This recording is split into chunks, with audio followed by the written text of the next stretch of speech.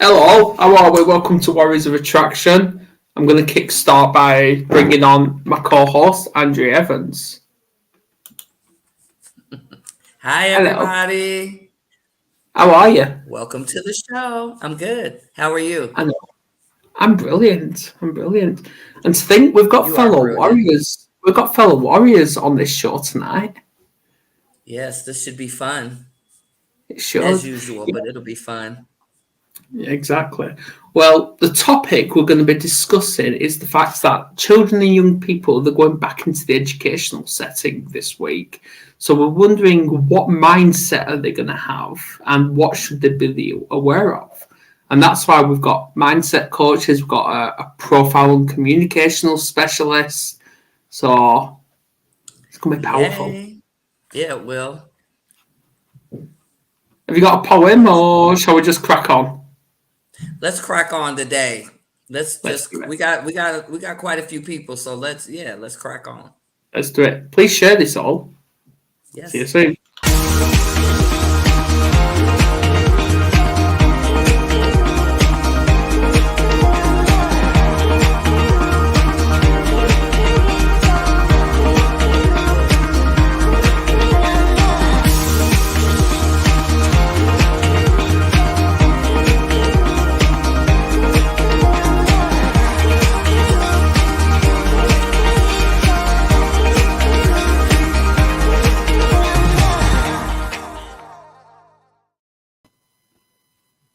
Hello and welcome. And Hey. firstly, I'm going to have to say congratulations to the Aussies for getting up so early. You're welcome. Thank you. You're not in Australia, Andrea. Come on. I know you're trying to fit in. I said I just said thank you. I appreciate them for being on here so early in the morning. Yeah, it's all right because I Don't know they're start. going to get me. Because I know next week I'm actually due on Alan's show at 5:30 in the morning my time. So I think it's fair. Paybacks. Payback It's Yeah. fair. Yeah, every it's time. fair. The wonders of the internet, isn't it really? Yeah. It is. It is. So anyway, how Yes. are you, Sam? I'm really well tired, but I'm waking up slowly. So how are you, Adam? I am awesome. That's great. And Really. hello to everybody else. It's nice to meet some other warriors. How are you, Alan? Pretty good. Yeah, I usually get up early in the morning. Not quite this early, but not too far beyond this. Yeah, you do sound tired. And You're you, a Joey? Fantastic. Thanks for having me on the show today. It's a beautiful day from the Midwest U.S. today. So Missouri in the house. And how was your holiday? That was fantastic. It was week on the beach in Mexico. Does a body good. But now I'm back here recuperating and, recovering from the vacation. Yeah, he just loves showing off Show his needed. flamingo shorts. I try to shut down as much as I can when on vacation. You might see one or two posts, but usually I try to go on silent runnings at that point. Yeah, he just loves his flamingos. Anyway. Right, the topic. And I thought, what better than talk about the education? Obviously, I know we've got to be careful with mentioning the education because obviously the last time we had Alan on talking about the education, he went on one because we know how passionate he is about changing it. Yeah. So, Yeah. Well, I'll behave today. well, you don't have to. So, with kids going back, I'm going to pick on you, Sam, first. Sure. I always believe in ladies first anyway, so yeah. Kids going back, what do you think they should be more aware of with this new term, new year?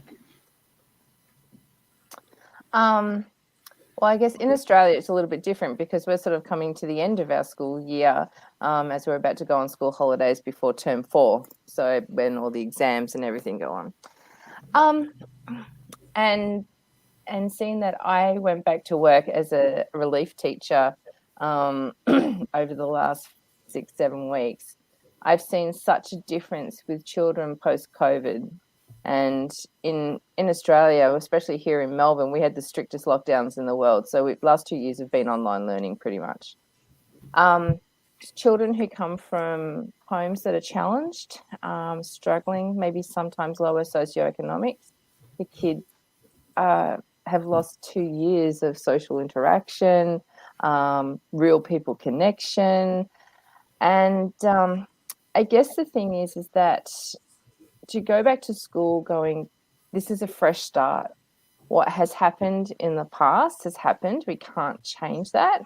And I don't know what it's like in other places, but a lot of our learning is so on the computer now, and it's still on the computer, and they're quite disengaged in classes and things. So you can't make the classes smaller. You can't have shorter timed periods of classes because their attention spans are not as big. So I don't know. I think it's taking it slowly, looking to connect with people inside your class. And also the connection between the teacher and the student is more important than ever. I have noticed in my 30 odd years of teaching high school that sometimes the teachers are burnt out. The teachers are challenged. We are doing more behavior crowd control than we are teaching.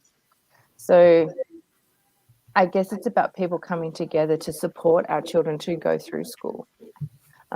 Parents need to step up and support their kids to get off the games, to get off being on screens all the time and doing things that actually have real human connection, because that's what's missing with a lot of the kids. I totally agree. Obviously, I'll come to you, Alan. Obviously, I still remember when my son was in mainstream primary. Obviously, he's in special setting now in high school, so he's skipped a year because of how clever he is. And I remember he hates English. He's made that very clear. And I remember when it was all locked down and all online, they were doing English on Zoom, and he thought he was there 5 minutes, and he closed the laptop. But in high school, he's actually doing it. So, do you not think, Alan, it's the way teachers come across, like in the communication side, in teaching the lesson? Well, as Sam said, a couple of the issues are the kids in the classroom are disconnected, and also the behaviour control that seems to be the teachers are doing all the time. One of the skills that isn't taught to teachers is the skill to be able to read each of the kids, to understand their personalities. Once you understand that, and it's just the way in which you speak to them, you can change the whole situation. And this is one of the reasons teachers are burned out, because the education system doesn't really support them either. It doesn't support the kids. It doesn't support the teachers. We're still doing, because let's face it, we go back to when education first started. It was to control the masses. It was to educate people to go down into the mines and work long hours in the factories instead of working a few hours on the farm. And so that was what it was all about. Now, we're still not teaching the children. We take the children from being little coloured boxes, put them in school, turn them into brown boxes, and then whinge when we bring them out the other side that they're no longer coloured boxes. We teach the education, or the entrepreneurship out of them. The education system takes that out of them. It also takes it out of the teachers, because that system is draining to the kids. It's draining to the teachers as well. Because whenever, and by the way, every time I bang on or carry on about the education department, I'm never talking about the teachers. Because I don't know any teacher who became a teacher for the long holidays and the high pay, because there is no such thing. No. They work their tails off through their holidays. And so we need to support both groups.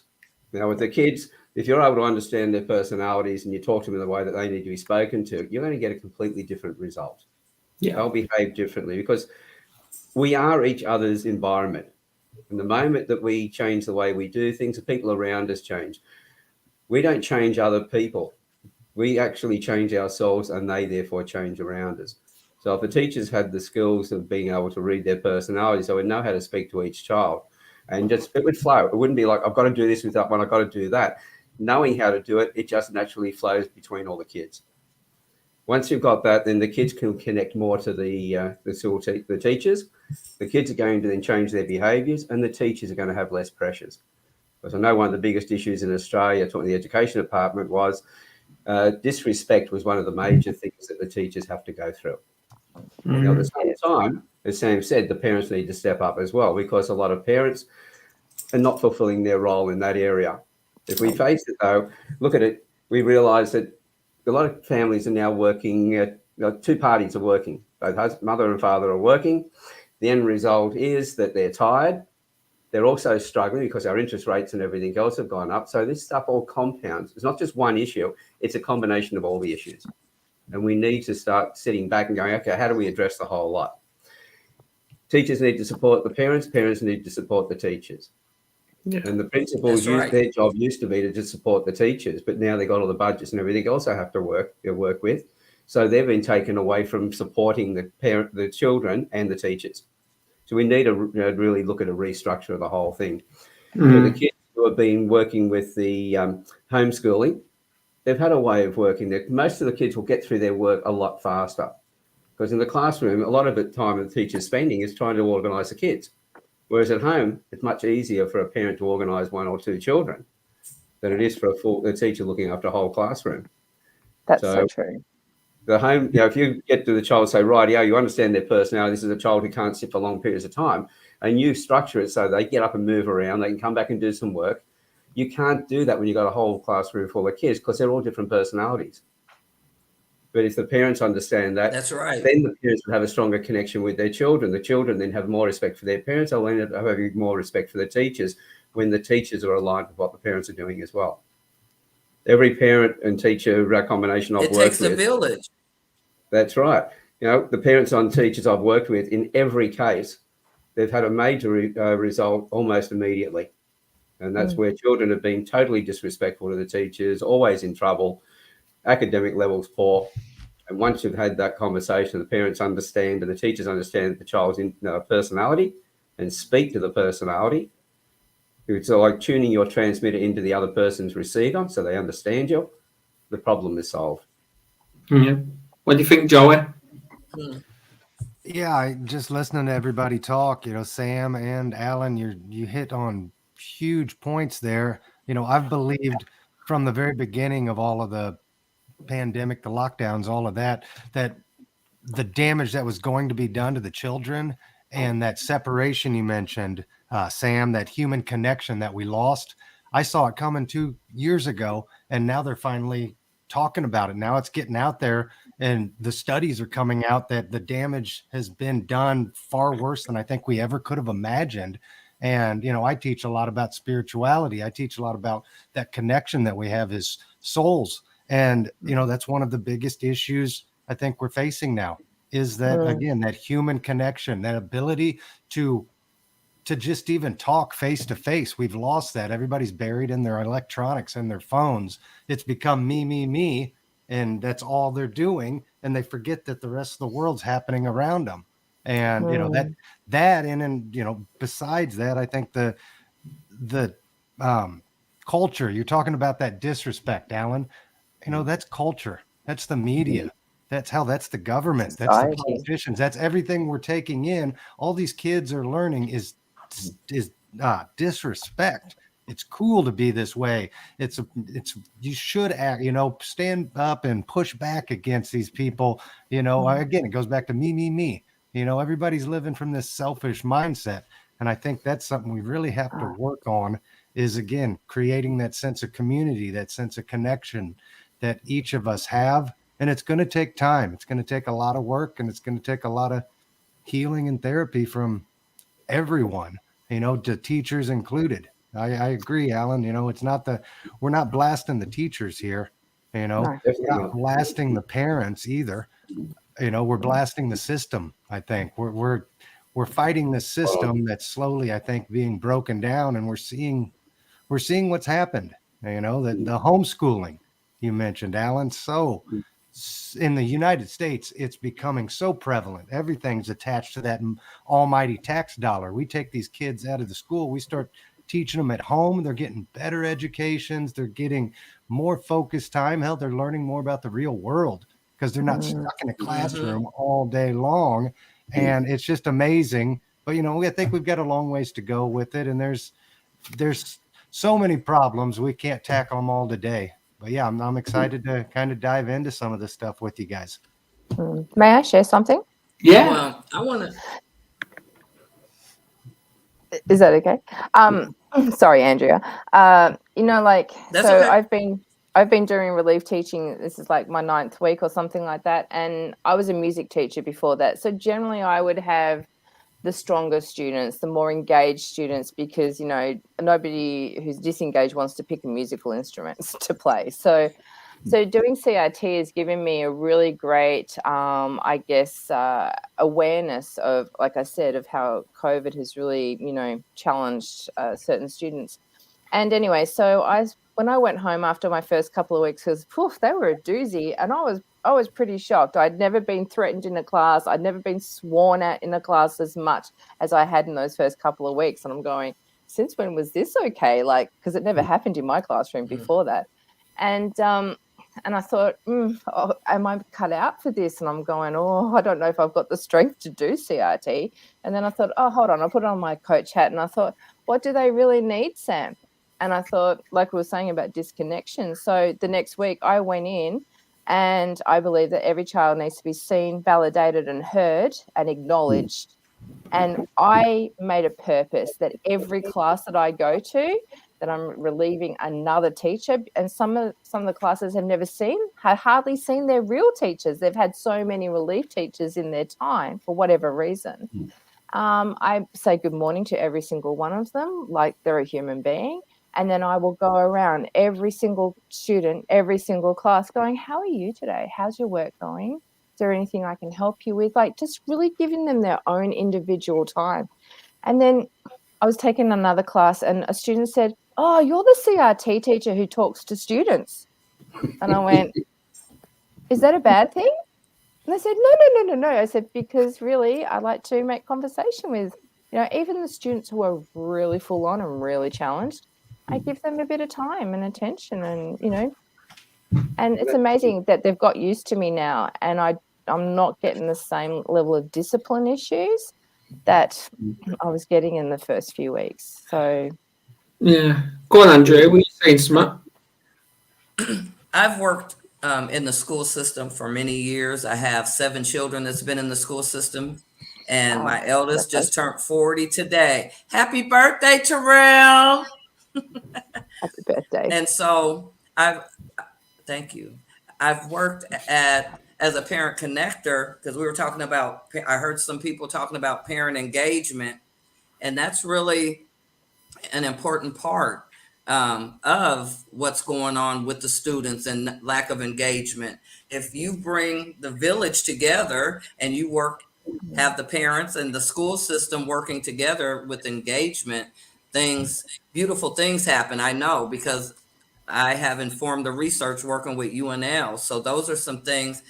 And in the midst of George Floyd, the civil rights movement over here in the United States that, touched the whole world. Now we're seeing more educators that have come together with students and families out here marching silently. And now we're seeing an increase in having people of color who are advocates for the students. And so I think we're getting there. The pandemic did hurt for sure. And it was always going to. Yeah, I think the pandemic actually gave us an opportunity to warn us of where things were heading. As Joey said, this isn't just something new. This has been coming for a long time, long before the pandemic.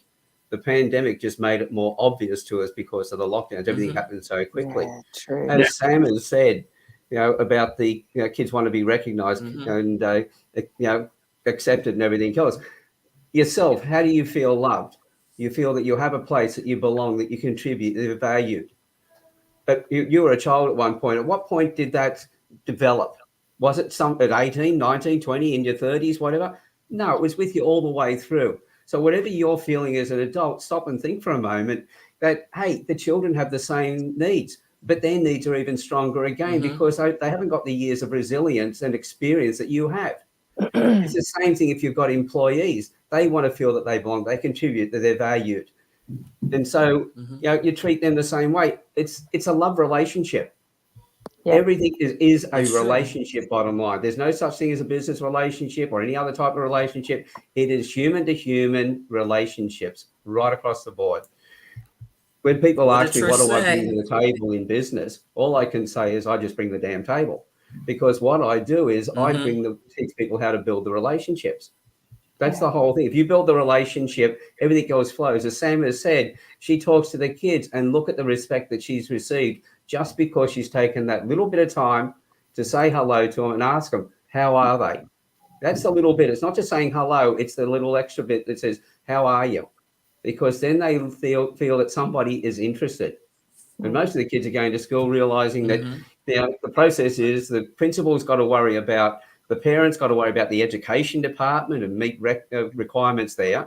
The teacher has to get through their curriculum and all that sort of thing. And the children, supposed to be getting an education. They've got to make mum and dad happy. They've been told they've got to be a certain level so they can go to university, get a job and everything else. But nobody is understanding their personalities to guide them in the right direction to the right jobs. And so they go to university, if they do go, if they're lucky to finish, they end up doing a job they hate. They're miserable at work. The business makes less money. They're miserable at work. They're going to be miserable at home as well because we're emotional beings. We don't switch it off.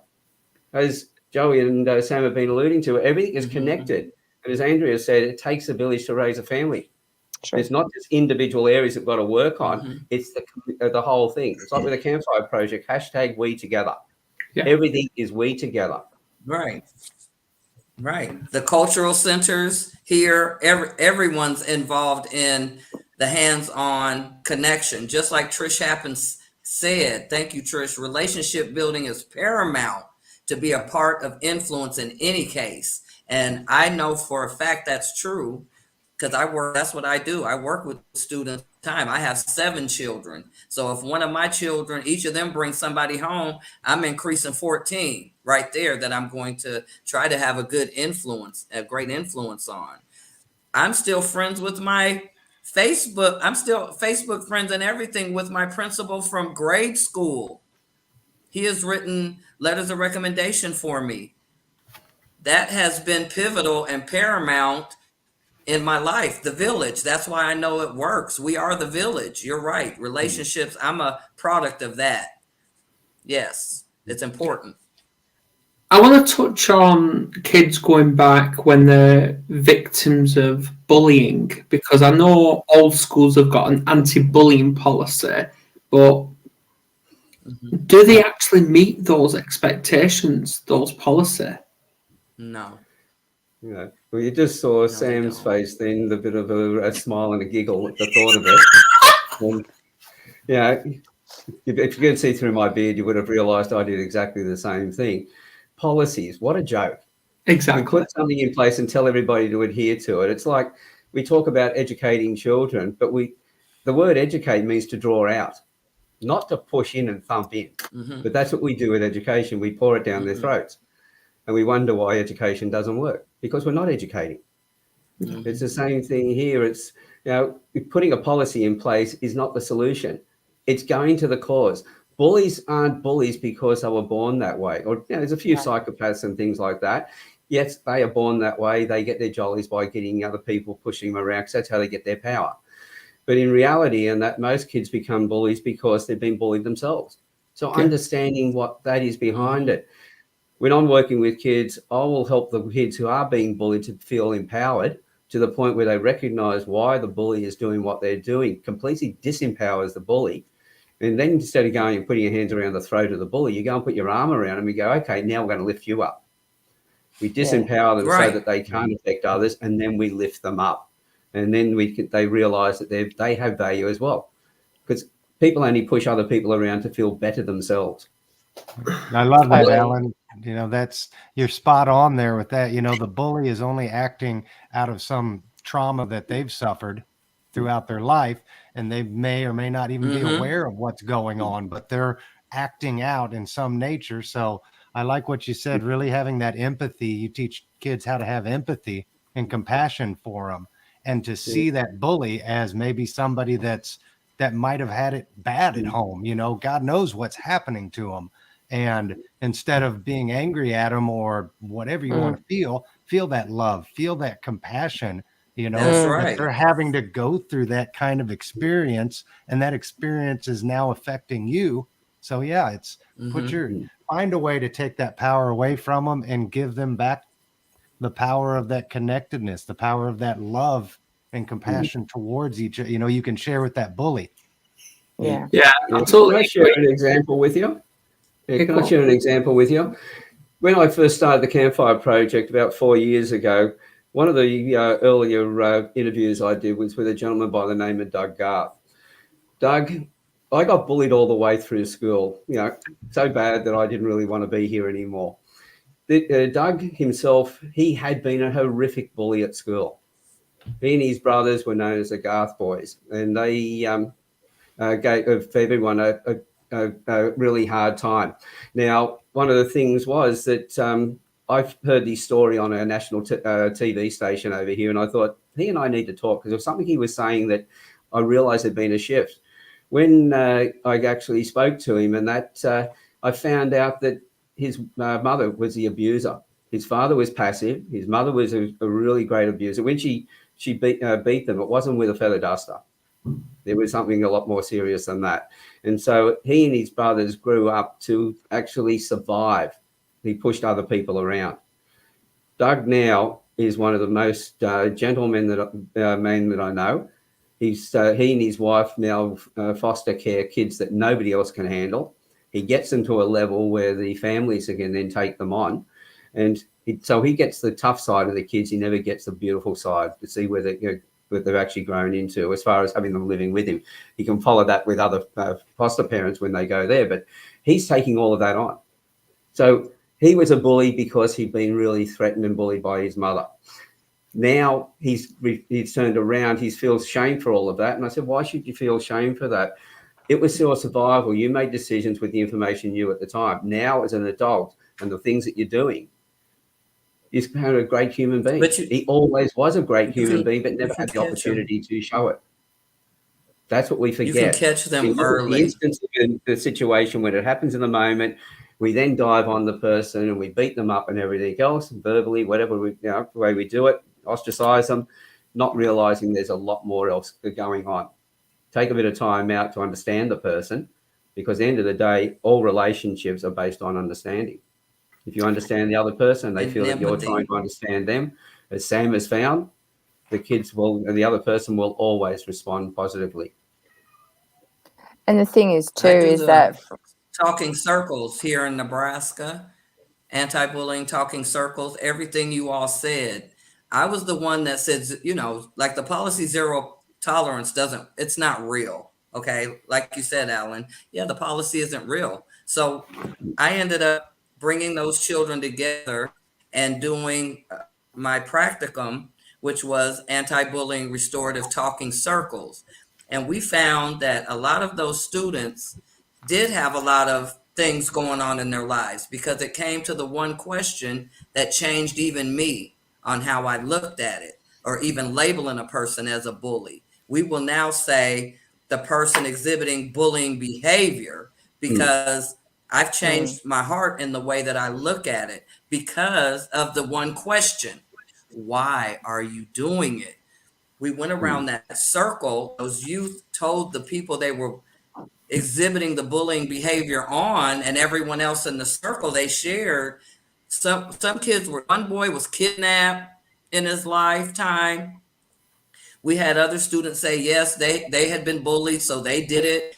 It brought out a lot of information so that we can be that love and put our arms around them and embrace them. And it made the ones that couldn't stand them, because they were the ones exhibiting the bullying behavior, they were the targets, they grew empathy for one another. That last day, 8 weeks, that last day, those students were saying wonderful things to one another. We just went around the circle. They became friends. I watched them grow relationships. And I tell you, being proactive with the bullying behavior, it changed all of our lives. And that's something that we do here. We're eliminating bullying behaviors in our school system, one family, one student at a time. Mm. Yeah, I go on. think so. You know, like in that, because I've done NLP, which is neuro linguistic programming, and as a coach, we have this saying that a child is more than just their behavior. And so, like, I did a video on this the other day where you sort of like going, if you really want to actually understand a person a little bit more, sort of stop back and think, practice the pause and think, well, what has happened in their life or in this situation that has caused the student to actually act out in the way that they do? And I love what you were saying, Andrea. It's like, you know, it's such a societal problem, and with kids, especially the male gender, if I can say it like that, you know, there's a lot of aggression, especially in teenage boys. There's a lot of aggression, you know, and so you're sort of having to deal with this, and I guess having that empathy and compassion, you know, you as a teacher have to be a leader here, because we're the adults. We're the ones who supposedly are meant to be able to self-regulate our emotions. And also too, it's like we do not teach children that emotions are energy in motion. Like, especially with teenagers, you know, they bottle everything up, you know, and everything's a drama. And if you can actually share and model the fact that the emotions are meant to flow through us, not within us. And it's okay what we feel. It may not necessarily be resourceful, but teaching them a way to actually process them in a more resourceful way. Because, like, especially, I don't know what it's like in America and England, but, you know, teen suicide is a big thing here, a It is. massive thing. And you've got kids who are just slipping through the system because they feel like this is forever. And it's not. It's like you're not happy every day. You're not sad every day. It's a spectrum. And if we actually debunk the labels that emotions are good and bad, they're actually a sign to say, hey, something needs a little bit of, you know, like awareness, like something needs addressing. What can I do? Asking really positive questions and removing the question of why, because it comes with so much judgment. And so you just naturally, we tend to put ourselves down because we're feeling a certain way. Yeah, know?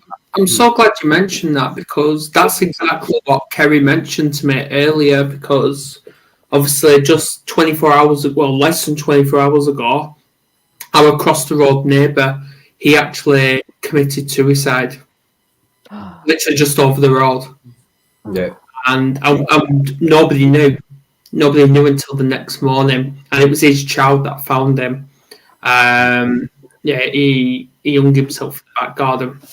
So it was horrible. But and Kerry said we need to get the warriors into the community really bad to bring this awareness, and that's exactly what we need to do.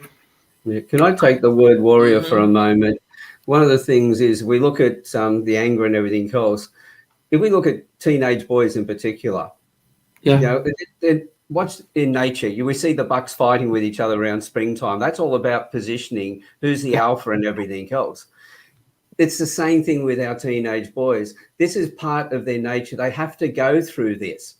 This is part of them realizing, getting their identity. The next thing was, once they got their identity, and you watch it in the wild as well, then the older males come along. This is where the men used to step up. The boys would get an idea of where they were, they'd get that energy out, and then the men would teach them how to be a true man, not try to be the man, but how to be a man. Because they go through that stage where they want to be then the men would come along and they turn it into a. But the problem was, today, we've got no men. Most of the, 50% of families end up in divorce, and the the children usually go to the mother. The research has shown the males who perpetrate the worst crimes against women come from fatherless families, because we've missed that particular area of helping the boys go to the next level.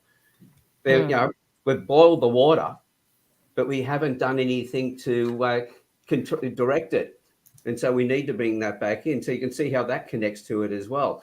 But now the boys are always, what we're seeing at the moment is boys are the problems for everything. Males are the problems for everything.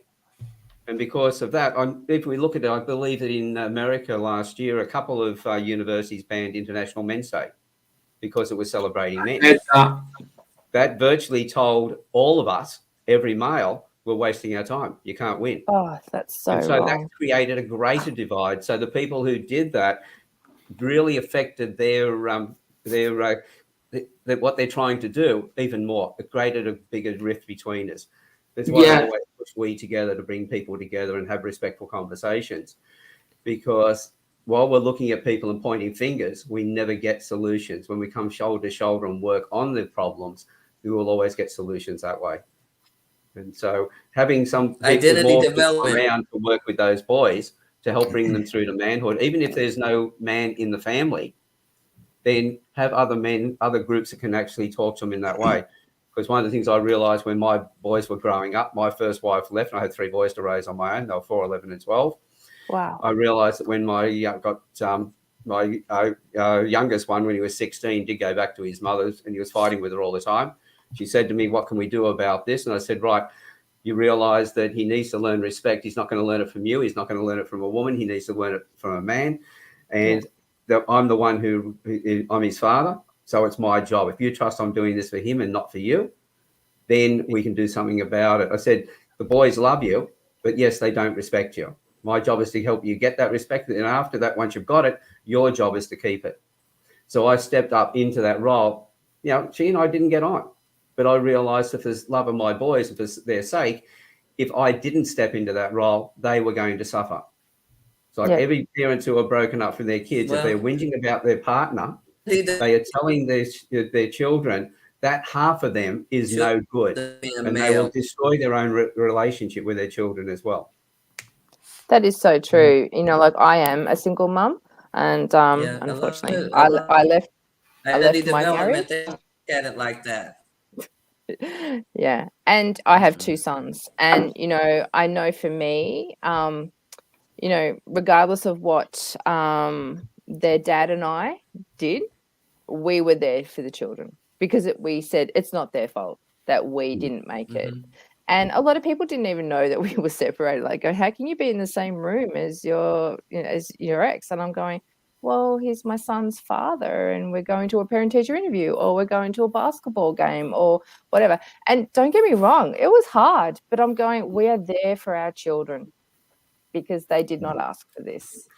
And I think a lot of parents, and sure, you know, there's a lot of stuff that goes on, and I guess, you know, you got to put it into context of your life. But parents who are separated, like seriously, I've heard some atrocious things of what parents do to their, you know, and I sit there and go, you've got to step up. You've got to be there for the kids if it's safe to do so. I realize there are other, you know, more serious issues. So, but, you know, if it's, so it's just like, and, you know, there's been a few stages where my children haven't respected me too. And I'm going, well, I can only model what the behavior is I would like to receive. And you got to realize they're going through their phases, but I did honor their relationship with their dad because my boys are men's boys and they love their father, and that's what I could do. I want to add to that, Sam. I really do. Because you're a woman, it's not because you're a woman that they're disrespecting you.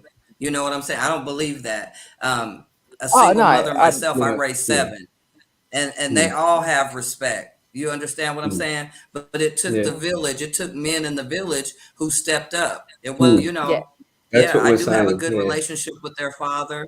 You know what I'm saying? But also, it's not a gender that's something issue. children have to look forward to too.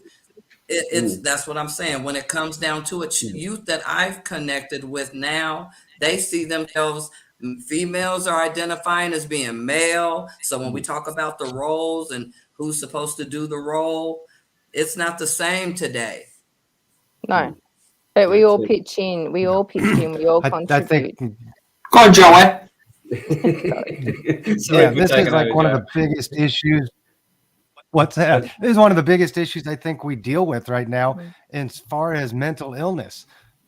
this idea that we all want to become one, when there shouldn't be a separation between this masculine and feminine. This is bullshit. This is physical biology 101. This is tens of thousands of millions of years of evolution. Masculine is masculine, feminine is feminine. We can become whatever we want to be, but the underlying thing, the underlying issue at the end of the day is the masculine has to portray its masculine qualities because that's what it is. The feminine has to be feminine in a sense because that is what she is. I'm not saying we can't love one another. We each have a little bit of we're half and half of each, but you're going to be dominant on one, you're going to be dominant on the other.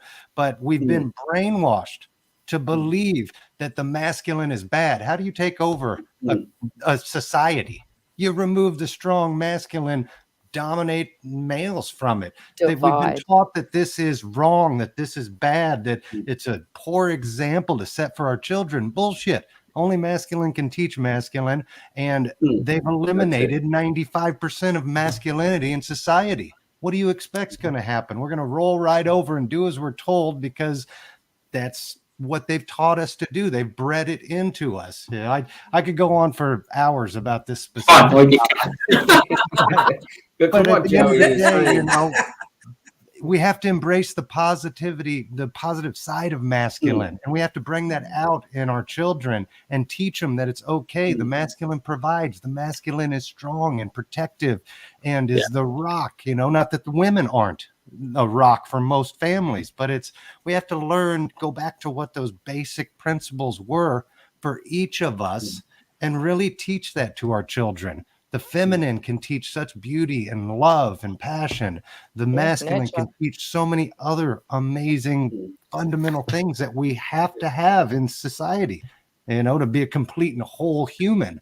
So I really, I think if we want to start somewhere in fixing the system, that's one of the top 3 issues I think we're dealing with. Nobody knows what the hell they are anymore. I want to take a leaf out of Alan's book now. When parents are blaming each other, pointing fingers and all that, all you need to do is do the pointing because one finger's on them, but 3's back at you. Exactly. That's always the case. What Joey was I look in the mirror at myself. You have to look in the mirror at yourself. That's it. So as Andrea was saying look before, in the mirror. It takes a village to raise children. Yeah. Andrea, let Alan talk. There's tech issues with you. Sorry, Andrea. It sounds like that there's a time difference in the communications there. Yes.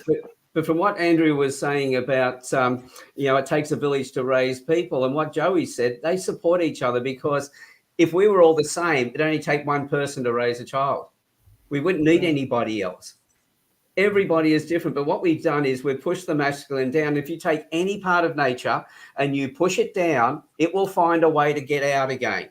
Yes. We've found that if in some of the animals, if you had only one gender, the other gender will come out. You need two to actually procreate. So the end result is it will come and grow out. So if you push the boys down and say they can't be masculine, all you're going to do is get the type of side of their nature trying to come out, trying to be recognized and seen. And so you're going to get the bad side of it. And then we've got no other men around to actually guide them and say, hey, yes, okay, you've now got that. Let's steer you in the right direction. Yeah. And of course, we're going to have problems. And because those boys are going to be useless in society. We see it in our politicians. We see it in our business people. We see it in... Don't get me started on politics. Yeah. When you look at all of those, we've got so many, both men and there's also women now as well, trying to be the man, the woman, competing with everybody else. And if they only realise that's a bloody lonely place to be. Yeah. But when you're trying to be the best version of yourself, to be a man or a woman, you actually attract other people the same around you. You then have a village, as Andrea's been talking about. And then with what Joey's been saying, you have all those different combinations of personalities and abilities coming together. What's a team? It's made up of people who are different from each other. You go to work, you don't want everybody the same as you. Yes, at school, you want all your mates to be the same as you, to have the same things, their same interests and everything else. But when you go out to get a job, they become your competition. It's everybody else who's different to you, doesn't want the job that you want, don't want the partners that you want. They're the ones that you want at work because they'll do the jobs that you don't want to do. So the ones that we bully at school and push down will be the ones that will be our greatest allies in business in later life. Well, I know 100% school, the education is drumming creativeness out of children. I know that. Yes. Exactly, thank you. But the thing is, this is what I'm benefiting from because obviously I've got one child in mainstream primary, but I've got another one in special setting in high school. So I'm seeing the difference, and I do. And obviously, when we home educated our kids, me and Kerry got called selfish and stupid and all that, and we were breaching the kids' rights. But it's like, no, we weren't. No, we wasn't, because obviously we brought Lucas out because he's too clever. He's doing A-level maths at 10 years old. That's how clever he is. Exactly. And our daughter, we took her out because her mental health deteriorated. So we were safeguarding her, and they benefited from that. But now the back thing is, we already know the school's kissing our ass because they're providing support from my daughter now, which is brilliant. But with our son, he's in that second special setting now, and the creativeness he's doing. He's cooking. He's doing construction work at 10 years old, obviously supervised, of course. But he's building dens. On Monday he's going to be doing some hiking. I'm jealous. I want to do that as well with him. So there you go. So are we selfish? No. No. I tell you now, like going back and seeing what I see, that, and there's usually just maybe a couple of students in every class that's the more challenging one, right? Yeah. And in a couple of classes, I sort of sit there and I go, some of these kids are traumatized because of these challenged students. You can see the signs, can't you? They're not safe in the classroom. That's why I went going, I'm going to hopefully attempt to help kids feel safe here with me. I know if my sons were school age, I would homeschool them because I do not want to have them going through that abuse and, having to go through that trauma of like, what is going to happen in class today? No, I'm sorry. That is just not safety because kids need to feel safe. Exactly. And it's just, and also too, you're talking about getting rid of the arts. Well, do not get me started on that because we are pushing STEM here at school. It's like across the state, it's STEM. And I'm going, where are the arts? Where are the creative subjects? Not everyone's an academic. Where are the practical subjects? Kids want to work with their hands. If you do not understand a kid's learning style, how do you help them learn as a teacher? See, this is what I mean, because with our 9-year-old daughter, she's isolated. Like, she struggles to socialise because the school do not pick up on masking. They don't. And that pisses me off in a way, because this is why the occupational therapist that assessed her didn't pick up on the masking. So this is why an independent SEN occupational therapist is going into assess her. But if it weren't for her struggling to socialise, she'd be homeschooled right now. But we sent her to help her because she asked us for help. Wow. So it's one of them. I'm against the education. I really am. We have a thing here called unschooling. Have you heard of that, Alan? No, I haven't as yet. No. Frog in his throat. Yeah, because I've talked to a couple of people who've taken their kids out of school and they do this unschooling where they do interest-based learning. So it's more about exploring your world and I guess doing practical things. And I thought, that's really interesting. I'd never heard of that term before. Well, a number of years ago, I heard of one of the directors of the Catholic education down in Sydney was talking about this new way of teaching students. Instead of doing rote learning, it was experiential learning and problem-based learning. It was a new way of teaching. Well, the bloody medical profession have been using that in their teaching since the 1940s. how to solve a problem and everything else. When we're just doing rote learning, I'll just show you something which this is one of my sons who given me a bit of a joke. This is one of the things, because I've got sons who like stirring. We stir each other back. It's called a useless box. They're a little brown box, and when you throw the switch, it comes up and it turns the switch off. That's what we're doing to the kids. That's what we do with our education. When they go out of school, that's all they do. One job and one job only. Then their creativity is taken away from them. Yeah. If we understand their personalities and we guide them to, because what do you do in America? You've got the job guide. We've got the job guide here in Australia as well. We give the student that. We go, right, go read this and pick your subject or the career you want. That's like giving them a white telephone directory, residential directory. They do that here as well. Yeah. But if you said, right, here's here is more of your personality, if you go into have a look at these ones, the job guide becomes a yellow pages directory where they can go in and they can research stuff and they make their own decisions. So we can guide them, but they can find what they want to do.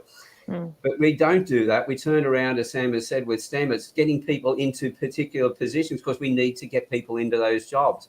They wonder why there's so much mental health issues, why there's so much domestic violence, why there's so much anger and everything else. It's because we're not looking at the individual and helping them to become the best version of themselves, doing what they love to do. We direct them to something where we feel that we've got a need in society. And we know that every subject the kids are doing today, 5 years' time, it won't be the job that they're going to be doing. Well, so many jobs are not. Degree, and then after doing the degree, never use it. There's some people in McDonald's who are asking, do you want fries with that, who've got a university degree. Because I think it goes so much deeper. Can you imagine? I think it goes so much deeper, this idea of imagination and creativity and how they've removed it from our children at such an early age. I think they start breeding it out of us and teaching it out of us in elementary school, if not into middle school, 7th, 8th grade, they kind of start making you choose, and they're forcing you to do that learning, that just repetitive memorization of useless facts, as opposed to encouraging the arts and that critical thinking. And I think it's had such an irreversible damage done on society because it's taught us we've forgotten how to imagine. We've forgotten how to be creative. How can we create the life we desire, we dream of? How can we make a future that's better than today if we've forgotten how to imagine a better time?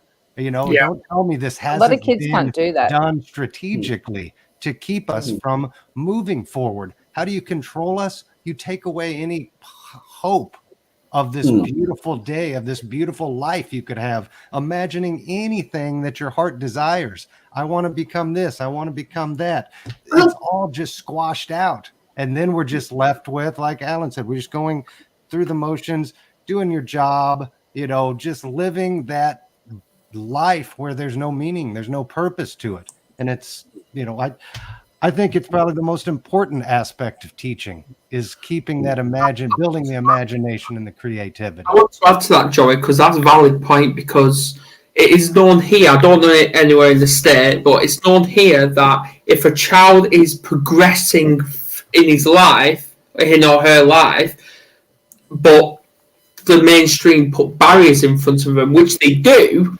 they can offer like a GCSE paper to see what level they are. But they didn't do that with Lucas. They constantly put barriers in front of him. And that's why I had constant meetings with the local authority in the school, because at the end of the day, I said it straight up in the meeting to the face.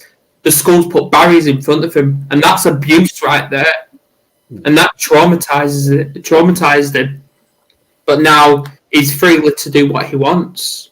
And he's actually said, when we was home educating him in October, within the first 3 days of it, he said, I've learned more from YouTube than I ever did in school. Exactly. Because he gets to figure out what he loves in life. He gets to find himself. The school system indoctrinates children. But even then, the deputy head of this special school, she's a maths teacher, qualified and all that, and the head of maths, who who literally has to go to college to get Lucas to work, and plus his one-to-one teacher, all three of them are actually struggling to keep up with him because he's doing like geometry and Pythagoras and trigonometry and all this. I'm like, I don't know that myself, and I'm 31 years old. Yeah. So we keep talking about normal and having a particular range. There is no such thing as normal. There are no two people on the planet who are the same. This is why I moved away from psychometric profiling like DISC and Myers-Briggs and all those, because you put people in boxes. I come along and then take the person out the box and treat them as an individual, because everybody's different. I just heard recently that they were saying that when it comes to neurodiverse, That's right. it used to be 1 in 88 children who have fed in that category. Now they're saying it's 1 in 44. So in other words, they're saying that twice as many kids. This is only a matter of a small number of years. No, it's because we're actually pushing people down and their behaviours are coming out. You know, as you said, you get up in the morning, you might stub your toe and you're angry. Well, does that make you an angry person? No, in that moment, you'd stub your toe. But we look at the behaviour of somebody and straight away we put them into that. Are we actually diagnosing better, or are we just losing our own resilience and looking at people and just not being happy with what they're doing and going, right, we've lost our resilience and therefore we judge them in that particular way? It comes back to we've just got to start looking at each person as an individual. Look for where their strengths are, focus on their strengths and not their weaknesses. At school, I was good at a particular subject. So what did I get done? I got brought back to do extra work in those subjects. So in other words, I was being punished by trying to get me better so I could go out and, in their belief, go out and get a better job. I was never going to go and do the things that they were trying to teach me in those extra hours because I hated it. That's why I wasn't good at it. But if you focus on where the strengths are, then you get people who are passionate about what they're doing. If they're passionate about what they're doing, they're happier and their relationships are happier. This is how we reduce mental health. We do not do it with pills, and we do not do it with diagnosing people into boxes. We take them out of the box and treat them as an individual and find ways to elevate. Well, I think the school hate me anyway, which I don't care about, but because last year I said to the school that, I can't change the school curriculum, but I can change the national curriculum, and all parents can do this. That pissed the head teacher off, to be honest, when I confronted her about that. But anyway, I said what you need to do is do more mental health classes. And she asked me what suggestions. I'm like, hang on a minute. Why don't you teach them about emotions or communication with their own subconscious and conscious mind? You should be doing things like that, not just teach them about depression, anxiety, and all that, and labels and how it impacts you. You shouldn't be doing just that. And this is why, on the first day back, Tegan's teacher came out and said that I've added support to her, but I've also been given extra support off the pupil welfare officer in helping Tegan to tap into her own emotions. I'm like, thank you. About time. So there's no right or wrong emotion. That's what our there's after-school no bad programs emotion. do here. Sorry, go on, Alan. I was saying that's what our after-school programs do here. They do exactly what you're saying. Everybody's saying. They're being a part of the village, and if they don't get it in school, then they're going to get it from us, the programs that we have. We're going to build them up. I have our Dream Achievers Arts and Science program, Dream Achievers. That's what I do. I reach many youth in this community and beyond. And again, it comes to we're the village. We can make a difference. I know we can because I do it every day. Go on, Sam. I also think the way that teachers are taught to teach really needs to be looked at because, granted, I've been teaching 33 years and I did a double music sort of diploma degree sort of thing. And we weren't taught psychology. We weren't taught, things like that. And it is something that they can take on. However, we are just... I don't know. We're not taught how to teach kids who are different. We're not taught for the individuality. And, we're teaching children how to pass tests.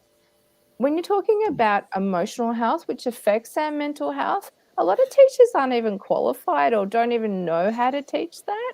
So how can you teach something you don't know anything about? This would be like me teaching year 12 maths. Nah, I wouldn't know how to do it. I did it, but that was like, 40 years ago, So I'm going, we need to restructure and reteach some of our teachers to actually be aware, because like a lot of us are old school who've been teaching for a while. We're not that flexible. I agree with you there on that one, Sam, because that's something that I'm dedicated to doing. I found that if you're able to understand the child, everything changes. I trained a couple of boys a few years back. One of them was 14 and one of them was 15 in the ability to be able to read the other person. It was quite funny because first of all, the 15-year-old, when I asked him how he was using the skills, he said, I'm using it to profile the other kids at school. I said, well, tell us about that. He said, I understand why they do what they do. I understand why they push my buttons. And I said to him, well, what has that given you? He said, it's given me tolerance. Yes. And I went, great. So that was the answer to the bullying side. The 14-year-old, though, when I asked him, he's a bit of a stirrer. And he said, I've been profiling the teachers. And I said, how's that going for you? He said, I know. And you should have seen the smile on his face. He said, I know how to read them. I know which ones to pick. He said, I'm stirring them more than I've ever stirred them before in my life. And because I picked the right ones, I'm not getting into as much trouble.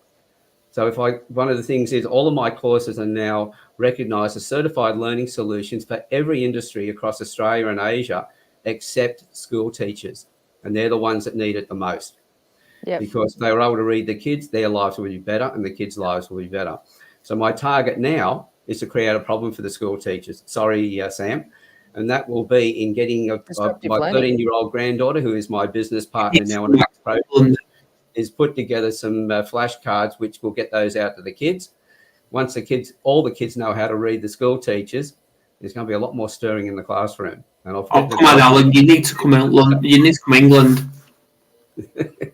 Well, they'll be available worldwide if anybody wants them. So I can create problems for the teachers to help the teachers. I'll add that to it. The more they can understand the kids, the better it's going to be. I also think what's expected of teachers is, and this is part of the burnout, like, everything is such a paper exercise. And, I call the education department the ivory tower. Like, unless people in the education department can actually come out to schools, especially challenge schools, and see what teachers are really dealing with, we have all this stuff we have to fill in. Like, I haven't run a camp for years because the paperwork just to run a school camp is a nightmare. Why would I create that extra work for myself? Like, teachers can't just teach anymore. I use the word just with volition. It's like, if we could actually do that, that would be, the mandated reports, all the things we've got to put on whatever computer program we've got to, behavior issues, and other bits and bobs. I mean, they're needed, of course, but there's just so much. And it actually makes your teaching not fun because you've got all this backup paperwork that takes the time. Yeah. Last question, and it's a two-part question. I know I'm gonna trigger some of you here. Go for it. One is, do we really need exams? And if so, why? Because I believe it causes diversity. I think exams, first of all, and that work out whether the teachers have done their job. If the kids perform well, then the teachers have actually educated them.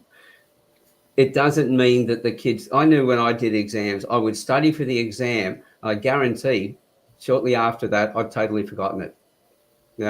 There's so much stuff that I learned at school that I'd never remembered.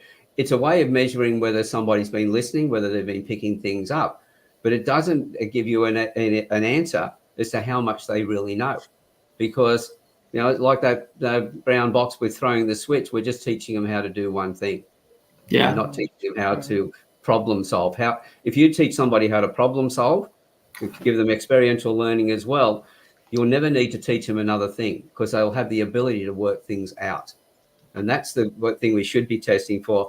Do they have the ability to work things out, not whether they've remembered what the teacher has told them? Exactly. Joey? Yeah, exams are very important. It just depends on what the exam is. You know, if you could be an electrician. I want him to be able to go through and pass the exam and know how to hook the wires Or a up doctor. correctly so the house doesn't burn down or I don't get electrocuted. You know, having to remember and regurgitate useless information is pointless, and exams should be abolished if that's what it's all about.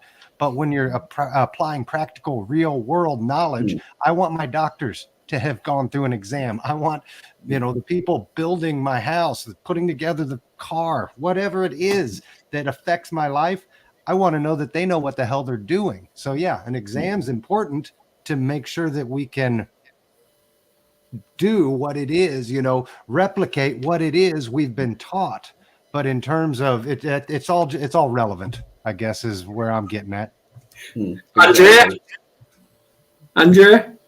Life skills. Life skills is where it's at. Sounds like we're talking about a lack of life skills. And I feel like that's one of the things that children can expect today going back to school. The teachers have a lot more to teach. They do. There's more on them, more responsibilities in the teaching. You have to deal with cultural changes.